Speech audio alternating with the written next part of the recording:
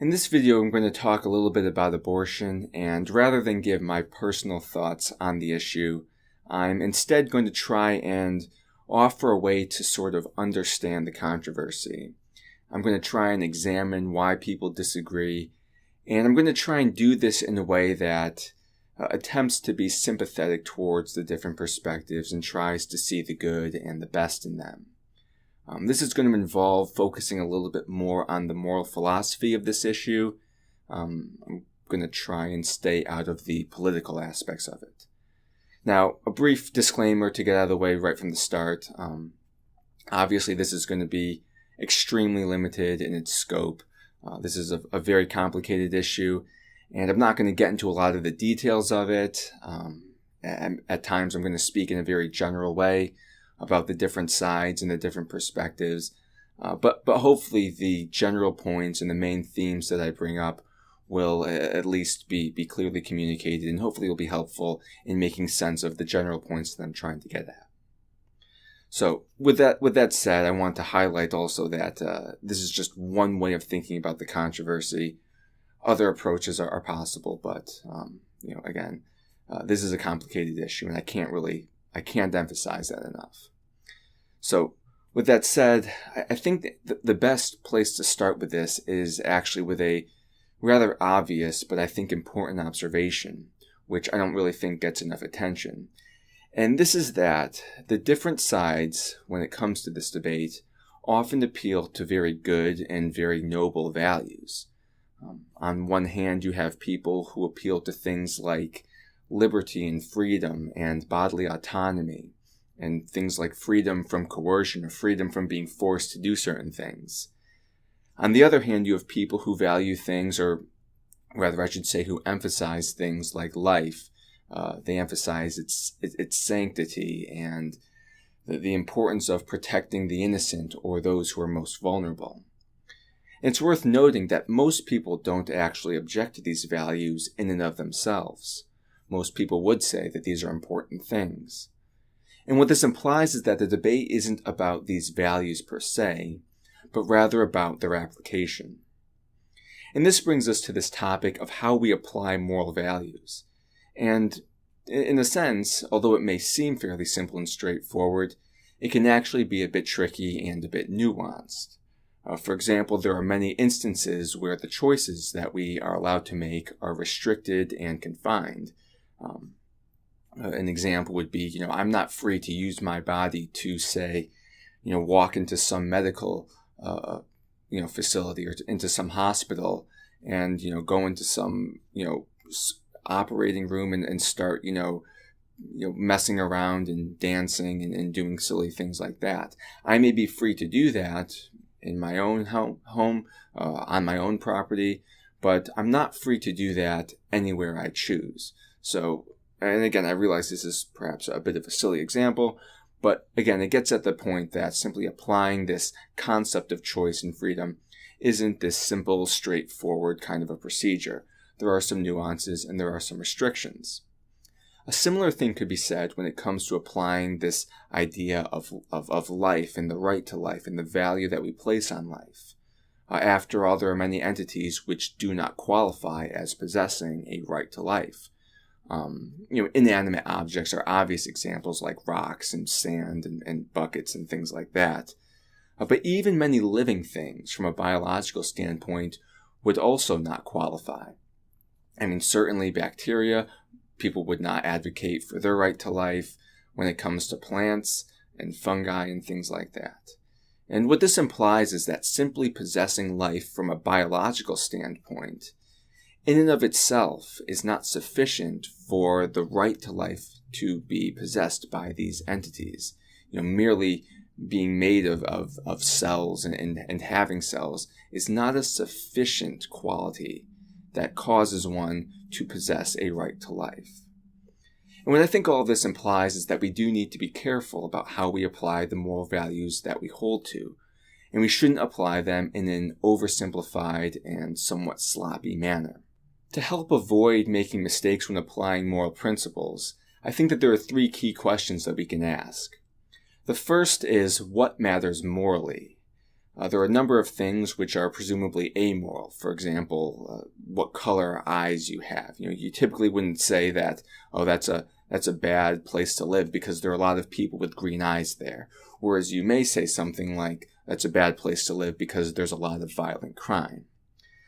So this kind of gets at this idea that there are some things which matter morally. Again, people may differ on what those actually are. Perhaps you could appeal to things like justice, life, peace, promoting equality, things like that. And then there are other things which are amoral. So the first thing, sort of the foundation of a lot of what we talk about, should be built upon an idea of what things matter from a moral standpoint. The second thing we can ask is, what is the scope of these moral values? A narrower scope would mean that they apply to fewer situations, and a broader scope would mean that they apply to a greater number of situations. I'll use life as an example. You can ask, who has a right to life? How broad do we apply this principle? Is it just me? Am I the only person that has a right to life? Or perhaps do I extend it to, say, my family? Or maybe it's just people who belong to my race, or my religion, or my nation. Or perhaps I should expand it to everyone who belongs to my species, and perhaps all human beings have a right to life. But even that could be questioned. Should we also extend it to other creatures like, say, chimpanzees who have a significant number of similarities with us? Could we extend it further to primates and perhaps even more broadly speaking to other mammals like cows and dogs and cats? We could continue expanding it to other vertebrates like reptiles and fish, and perhaps even to invertebrates like squid and lobsters and insects. And then of course you could push it even further to creatures which aren't animals. You could extend it to things like plants. You could question whether or not you could apply it to bacteria.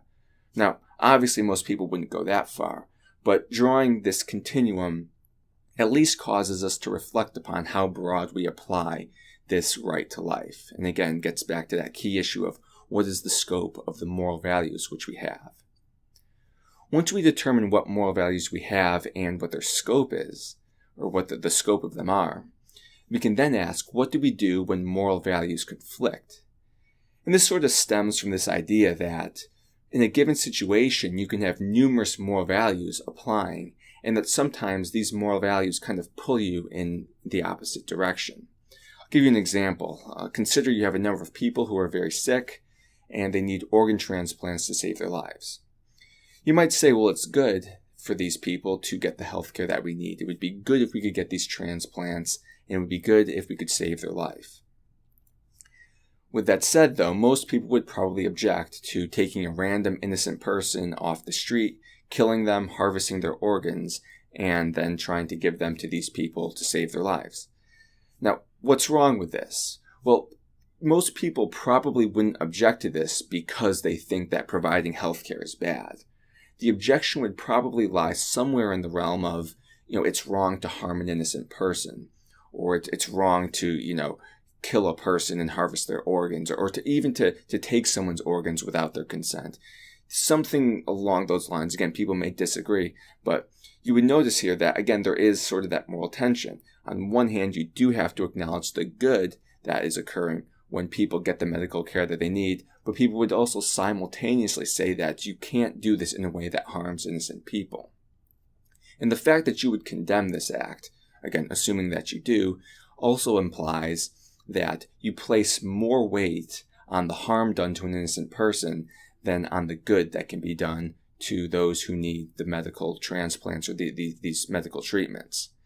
And again, this gets back to this key issue of how much do you value different things. If you really, really thought it was super important for these people to get these transplants, and you thought, well, that's so important that I'd be willing to kill one person. I mean, it's just one person. You could save 6 lives or whatever if you really, were very wise in the way you allocated that person's, organs and stuff like that. You could do a tremendous amount of good. Perhaps you would appeal to that. I'm assuming most people won't. But again, the way that you analyze the situation sort of implies something about how much weight you assign to the different moral values at play. So with that said, again, you sort of have these 3 questions that we can keep in mind. And now we can apply this to the abortion debate. So the first one, again, deals with what matters morally. And again, generally speaking, the concepts of life and liberty arise within the abortion discussion. And what you find here is that there typically is very little debate about whether or not these values do matter. Most people do think that they do. And what this does is that it allows the different perspectives to root themselves in fairly uncontroversial principles. And that can sort of convey a degree of confidence in what they're fighting for. I mean, who wouldn't want to fight for life, and especially for the life of the innocent? And who wouldn't want to defend people's, freedom and liberty? Again, these are very compelling values that both sides appeal to. With that said, once we start to discuss the scope of these values, things start to get a little bit more complicated. There typically isn't a lot of disagreement when it comes to whether or not women have access to liberty, or whether or not the concept of liberty applies to women. They may disagree over whether or not that liberty can be exercised in certain contexts, but they typically don't argue that freedom and liberty shouldn't apply to women. I mean, you rarely hear people say that women should just be locked up. They shouldn't be allowed to, go to school, get an education, have a job, own property. These ideas are almost universally condemned. So again, the idea that liberty applies to women is more or less uncontroversial. Where the controversy tends to begin is when it comes to the right to life. People typically disagree about when this starts to, or when this right begins, when this right is conveyed upon a human being. To sort of assess why this is so controversial, we can sort of paint things on a continuum. You can ask, does a 1-year-old baby have a right to life? Most would say yes. Okay, what about a 1-month-old baby? Again, most would say yes. Well, what about 1 week old? A 1-week-old baby? What about a baby that's 1 day old or 1 second old? What about 1 second before the baby was born? Or what about 1 day before the baby was born? Or a month or 2 months or halfway through the pregnancy? Again, you can kind of paint a continuum of scenarios. You can also run this analysis by asking under what circumstances would it be permissible to kill a baby or to kill someone? If you had a 1-year-old baby, could you kill that baby because you weren't economically stable? You weren't in an economically stable situation, or because you weren't prepared? You didn't feel like you were prepared to take care of this child, or perhaps because something bad happened to you, like you were raped. Would these be reasons that could justify killing that baby? You can run that analysis, with a say a 6-month-old baby. Would these reasons justify killing that? What about with a 1-month-old baby? What about a 1 week old baby? And again, what about 1 week before the baby's born? And again, we're painting a continuum here, a sort of gradient of examples. And the main point here is that we're sort of trying to blur the distinction between the pre-birth and the post-birth entity. And what doing this does is it sort of implies a degree of biological continuity between that single-celled organism that we sort of start as and a fully developed human being. In a sense, people can argue that these basically are the same organism, that it really is just the same life, and it's merely at a different stage of development. And when people do that, they're sort of, again, sort of identifying the two as the same entity, again, just at different time frames, and that can be used to impart the same degree of moral value. And so just as a fully formed human has a right to life, so the, single-celled organism that we all start as has the right to life as well. And again, that's sort of built upon this sort of biological continuity that many people see between the two. At the same time, this also sort of implies that what we start as, namely a single-celled zygote, is very different from a fully developed human. And the beginning stages are very similar with many things which we do not value. I'll say that again. What we are initially is very similar to many things that we don't value. I mean, there's a very real sense in which when we start, we really are just a clump of cells. And, if someone were to kill you or were to threaten you, and you were to object to that, and they were to ask you, well, why shouldn't I kill you? Why can't I kill you? You probably wouldn't say, well, because I'm made of cells. You probably wouldn't appeal to your cellular composition. There may be other morally relevant factors that you would bring up. And that's sort of significant here. I mean, the right to life typically isn't built solely upon the fact that an entity is made up of cells, because there are many entities that are made up of cells which we don't say have a right to life. And what this suggests is that the morally relevant factors that many of us appeal to when it comes to valuing human life, like what really makes us human, what separates us from, say, plants or bacteria or fungi, these characteristics tend to emerge later on. Again, I don't want to get into all the details of what these characteristics may be. Perhaps you appeal to consciousness. Again, that emerges later on. And so you can see how some people may argue that the right to life may only emerge once these other morally relevant factors emerge as well. Again, I don't want to get too caught up in that. My goal isn't to resolve this, but it's simply to point out how, again, once you define the scope, or just to point out how defining the scope of this moral value can be very difficult. And a lot of that is because development does occur on a continuum, and people can use that in different ways when it comes to the ethics of abortion. Lastly, I'm going to discuss the third question. What do we do when moral values conflict with one another? So, presumably we accept that women have, the right to freedom, or that freedom is a value that applies to women. And perhaps we also acknowledge that the unborn has some degree of moral value. Where do we go from here? And again, you can understand, or I'm going to suggest that you can at least understand why people may differ on this matter. After all, there are certainly a number of situations where we restrict the choices that people can make if those choices are going to harm another person. You're not allowed to do things which lead to damaging another person or even killing another person. A common way of phrasing it is, your right to swing your arm ends where my nose begins, so to speak. Something like that. Yet at the same time, we often don't force people or coerce people to do certain things, even if that could involve saving someone's life. I mean, suppose there's a famine. We don't necessarily, or we typically will not force people to provide famine relief. Even if that would save someone's life, we typically don't force people to, say, donate blood or to donate organs, even if those organs would save someone's life. So again, you can see situations where on one hand, yes, we do sort of restrict the liberty that people have, yet at the same time there are other situations where we basically allow people to exercise their freedom. And again, in both situations, a life very well may be at stake. Now, the main point, again, that I'm trying to get at with all of this is it's not to argue for or against a specific position. Rather, it's to try and illustrate that it's understandable why people would disagree on this matter. After all, both sides do appeal to fairly reasonable moral principles, whether it be freedom or whether it be the right to life. So, you can at least understand why people would be very passionate about their position. Yet, in spite of the clarity of these moral values, the application and how we resolve them when they conflict can be very controversial. This is especially true when it comes to the right to life. I mean, it's not arbitrary in a sense, because life does develop on a continuum, and that can make it a little bit difficult to draw a clear-cut line and say this is the exact point where the right to life begins.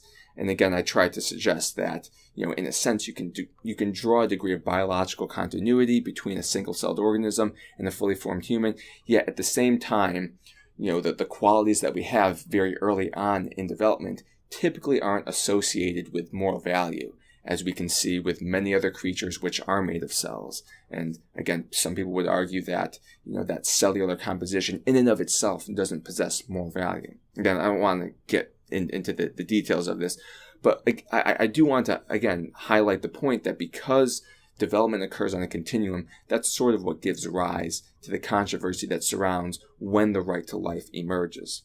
And of course, this is compounded by the fact that, there's a lot of controversy over how we resolve moral tensions.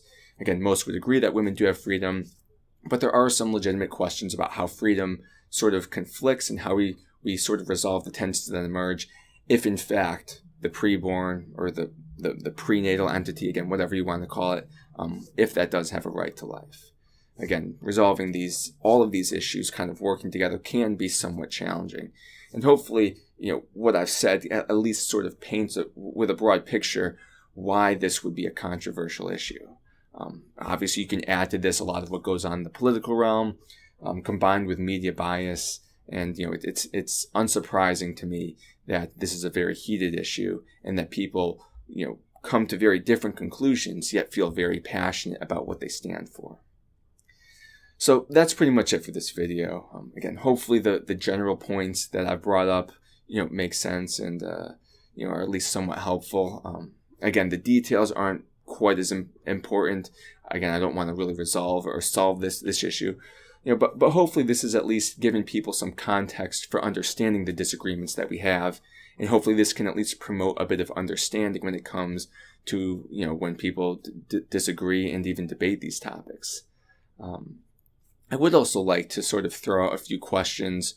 It doesn't just apply to the abortion debate, it would apply to moral philosophy more generally speaking, but a few questions that I think are at least worthwhile to keep in mind when dealing with issues like this. The first is what matters morally, and you could perhaps even ask more fundamentally, how do we determine what matters morally? Second, we can ask, what is the scope of moral values, dealing with, how broadly we apply them, and how do you even determine that to begin with? And then lastly, we can consider, what do we do when moral values conflict, and how do we resolve the moral tensions that often arise given just how messy life is? So again, I think that, keeping these questions in mind and sort of wrestling with them can give us a deeper understanding not only of what we believe, but also of what other people believe as well. And I think that that's probably a better way forward when it comes to resolving controversial issues like abortion than, some of the stuff that I've seen. And hopefully that's something that we can work for. I don't think that, moving in a more polarized direction is necessarily the best way forward. And it's going to take some work, but hopefully people can figure out a way to sort of understand the different viewpoints and really find a way to engage not just with what other people believe, but with their own beliefs as well, and be willing to question some of the assumptions that they may bring to the table, but which they haven't fully thought through or examined. So with that said, again, hopefully this was helpful. It's not much, but hopefully, it at least caused you to think a little bit and gave you, again, a deeper understanding of some of the dilemmas that we encounter when it comes to dealing with the ethical issues surrounding abortion. So I think I'll close things here. Again, hopefully this was helpful. Thanks for watching, and goodbye.